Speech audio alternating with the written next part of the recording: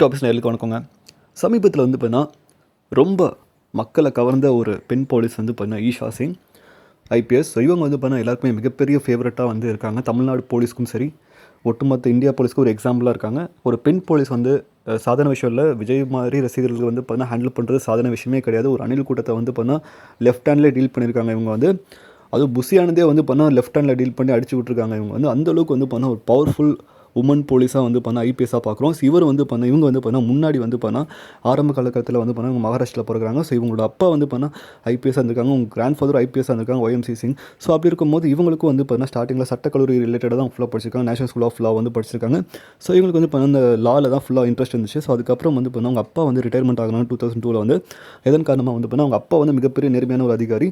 So ஊழல் அற்ற வழக்கை வந்து பண்ண ஊழல் வழக்கெல்லாம் வந்து பண்ண ஹேண்டில் பண்ணி அவருக்கு வந்து பண்ணால் அவர் வந்து ரிட்டைர்மெண்ட் பண்ணி அவர் பிளான் பண்ணி அவர் தூக்கிறாங்க.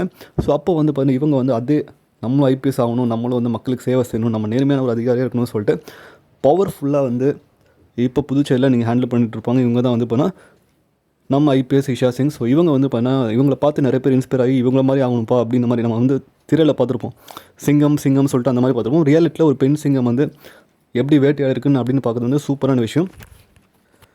ஸோ இந்த மாதிரி ஒருத்தவங்களுக்கு வந்து நீங்கள் ரசிகையாக இருங்க, தப்பு இல்லை. ரசிகனாக இருங்க, தப்பு கிடையாது. சினிமாவை தூக்குறவங்க, சினிமாவில் பார்க்குறவங்களெல்லாம் ரசிகனாக இருந்துட்டு அவங்களுக்காக உயிரை கொடுக்குறது, அப்புறம் வந்து அந்த மாதிரி பண்ணுறதுலாம் வந்து நல்லாவா இருக்கு? நம்ம தமிழ்நாட்டு பீப்புள்ஸ் வந்து ரொம்ப எஜுகேட்டட் பீப்புள். லிட்ரேச்சரில் வந்து நம்ம தமிழ்நாடு சரி, நல்ல ஒரு படிப்பு திறனை கொண்ட ஒரு நாடு. அப்படி இருக்கும்போது நம்ம இப்படி சினிமா முகத்தை போதும் விட இந்த மாதிரி ஒரு இன்ஸ்பிரேஷனாக வந்து இவங்கள வச்சுக்கிட்டு போனீங்கன்னா நிறைய பேர் நல்லாயிருக்கும். ஸோ நிறைய பெண்கள் வந்து பார்த்து தெரிஞ்சுக்கலாம். ஸோ இவங்களை பற்றி உங்களோட கருத்துக்களை கமெண்ட் பண்ணுங்கள். மேலும் நம்ம சேனல் பிடிச்சா சப்ஸ்கிரைப் பண்ணுங்கள். தொடர்ந்து இணைப்பில் இருக்கலாம்.